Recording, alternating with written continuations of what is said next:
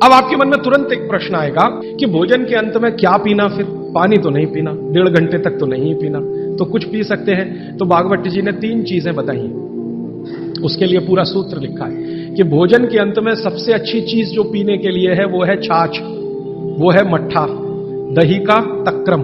जो शब्द उन्होंने इस्तेमाल किया वो तक्रम, तक्रम माने यही है लगभग छाछ मट्ठा के आसपास की चीज, तक्रम।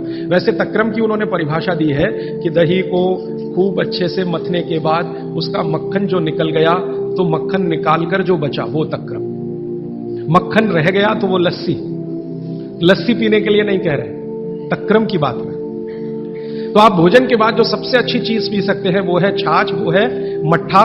मट्ठा शब्द एकदम अच्छा है, हिंदी का शब्द शायद आप सब समझते हैं, गुजराती हैं तो छाछ आप अच्छे से समझते हैं। तो छाछ पिए या मट्ठा पिए, ये सबसे अच्छी चीज। दूसरी सबसे अच्छी चीज उन्होंने बताई है वो है दूध, दूध दूसरी सबसे अच्छी चीज। और तीसरी सबसे अच्छी चीज बताई है फल का रस, कोई भी फल का रस, लेकिन वो कह रहे हैं मौसमी फल का रस, जिस मौसम में जो फल आता है उसका रस, माने मौसम के विरुद्ध के फल नहीं। आज का मौसम आम का नहीं है तो आम का रस अभी पिए तो नहीं चलेगा। आज का मौसम गन्ने के रस का है तो गन्ने का रस ही पिए।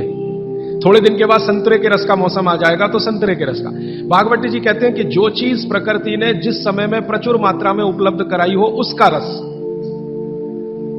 तो आप ये कहें कि कोल्ड स्टोरेज से लाया हुआ संतरा और उसका रस निकाला या मौसमी रस, ये सर्वनाश करेगा, सत्यानाश नहीं सर्वनाश करेगा। वो ये कहते हैं कि भगवान ने और प्रकृति ने आपके शरीर के हिसाब से सारी चीजों को सेट किया है, और वो कहते हैं कि भगवान ने इस प्रकृति को बनाया है तो बहुत ही सोच समझकर बनाया, एक एक माइक्रो कैलकुलेशन उसने किए, तब आपको ये प्रकृति के साथ उसने रखा है। तो प्रकृति में जब जो चीज बहुत मात्रा में हो उसी का रस, जैसे अभी टमाटर का सीजन है तो आप भोजन के बाद टमाटर का रस पी सकते हैं भरपेट। इस समय गन्ने के रस का सीजन है तो भोजन के बाद आप गन्ने का रस भरपेट पी सकते हैं। जो भी अभी थोड़े दिन में अंगूर का सीजन आ जाएगा तो भोजन के बाद अंगूर का रस पी सकते हैं, संतरे का, जब जब जो सीजन आए वो ध्यान रखना है। अब इसमें आगे एक सूत्र है वो बहुत महत्व का है। भागवत जी कहते हैं मट्ठा या छाछ कब पीना, दूध कब पीना, रस कब पीना। तो उसके लिए उन्होंने बहुत स्पष्ट और बहुत जोर देकर यह कहा है कि मट्ठा हमेशा दोपहर के भोजन के बाद ही पीना, सामान्य लोगों के लिए। असामान्य लोगों के लिए बाद में बताऊंगा, जो सामान्य लोग हैं आपके मेरे जैसे, मट्ठा हमेशा दोपहर के भोजन के बाद ही पीना, और दूध हमेशा रात के भोजन के बाद ही पीना। दूध माने शाम को 6-7 बजे के भोजन के बाद ही पीना, और जूस हमेशा सुबह के भोजन के बाद ही पीना। सुबह का भोजन माने नाश्ता, भागवत जी ने नाश्ता शब्द कहीं नहीं इस्तेमाल किया है, सुबह का भोजन आप उसको नाश्ता कैसे। तो सुबह के भोजन के बाद जूस, दोपहर के भोजन के बाद मट्ठा, और रात के भोजन के बाद दूध। और वो ये कहते हैं आगे के सूत्र में कि इनका क्रम उल्टा सीधा मत करना कभी, माने सुबह के भोजन के बाद दूध पी लिया, रात के भोजन में जूस पी लिया या मट्ठा पी लिया। वो कहते हैं ये उल्टा क्रम आप मत करना। क्यों नहीं करना, तो आगे वो एक्सप्लेनेशन देते हैं, वो ये है बहुत महत्व का कि हमारे शरीर को मट्ठे का पाचन होने के लिए जो रस की जरूरत होती है, रस माने एंजाइम, जो एंजाइम या रस की जरूरत होती है वो दोपहर को ही होते हैं पेट में। इसी तरह हमारे शरीर में दूध का पाचन होने के लिए जो रस की जरूरत पड़ती है या एंजाइम की जरूरत पड़ती है वो सूर्यास्त के बाद ही होते हैं, या सूर्यास्त के समय ही उनकी उत्पत्ति शुरू होती है। और जो रस और एंजाइम की जरूरत जूस पचाने के लिए है वो सुबह ही होते हैं। इसलिए आप नियम बना लो, ब्रेकफास्ट में जूस, लंच में मट्ठा छाछ और डिनर में दूध। बच्चों को भी यही नियम, बड़ों को भी यही नियम। अब आप कहेंगे हमारे बच्चे तो स्कूल जाते हैं दूध पीकर जाते हैं, तो बदल दो, जूस पीकर भेजो या पिलाकर भेजो। और आप कहेंगे जी पिएंगे नहीं, आप जैसी आदत डालेंगे बच्चे वैसे ही होने वाले हैं, क्योंकि बच्चे अपने से कुछ नहीं सीखते, वो आपका सिखाया हुआ है सारा कुछ। तो अब तक आपने बच्चों को दूध पीने की आदत डाली है, आज से माफी मांग लो कि गलती हो गई हमसे। अब हम आपको चाहते हैं कि आप जूस पी के जाओ। क्यों जाओ, तो उनको ये बात समझाओ, शायद समझ जाए, वो भी समझ जाएंगे तो उनकी भी जिंदगी में ये परमानेंट हो जाएगा।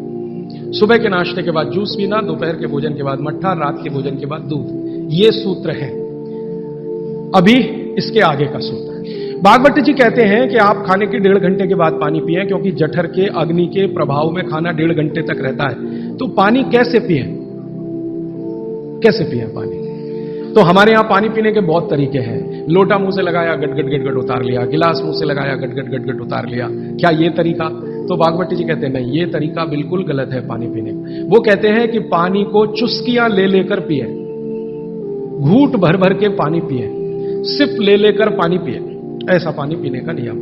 जैसे आप गर्म दूध पीते हैं ना, भागवती जी बिल्कुल उसके समकक्ष रखते हैं कि गर्म दूध आप जैसे पीते हैं, एक एक सिप या चुस्की लेकर घूंट भर के, ऐसे ही पानी पिए। अब ये क्यों, ये समझ लें। आप एक साथ पूरा पानी उतारें गले के नीचे और एक एक घूंट पानी उतारें गले के नीचे, दोनों में जमीन आसमान का अंतर है। क्या अंतर है? मैं आपको एक महत्व की बात समझाना चाहता हूं, ये जीवन भर याद रहे तो बहुत अच्छा। हमारे पेट में भोजन को पचाने के लिए अग्नि होती है और इस अग्नि को तीव्र करने के लिए अम्ल होता है, अम्ल, एसिड। आप जानते हैं पेट में अम्ल बनता है, प्राकृतिक रूप से बनता है। अब पेट में तो अम्ल बनता है और भगवान ने ऐसी व्यवस्था की है कि पेट में अम्ल दिया है और मुंह में क्षार बनता है, जिसको लार कहते हैं। आप लार, स्लाइवा, सेलिवा, लार, लाला रस, अलग अलग नामों से आप जानते हैं। तो मुंह में बनती लार, ये है क्षार, और पेट में बनता है अम्ल। आप थोड़ा भी अगर विज्ञान जानते हैं तो आप जानते हैं कि क्षार और अम्ल को मिलाओ तो हो जाता है न्यूट्रल। अम्ल और क्षार आपस में मिले तो न्यूट्रल होता है, माने सामान्य चीज बनती है, जिसको हम लोग कहते हैं लवण। एक लवण होता है नमक, वो अलग है, केमिस्ट्री के लवण की बात कर रहा हूं। तो अम्ल और क्षार आपस में मिलते रहे तो न्यूट्रल होते हैं। अम्ल का मतलब है जिसका पीएच 7 से कम है, और क्षार का मतलब है जिसका पीएच 7 के आगे है, और न्यूट्रल का मतलब जिसका पीएच 7 है। ये जो पानी है ना, पानी, ये ना अम्ल है ना क्षार है, ये न्यूट्रल है। तो भागवती जी कहते हैं कि पेट आपका अक्सर पानी के जैसा रहे तो बढ़िया,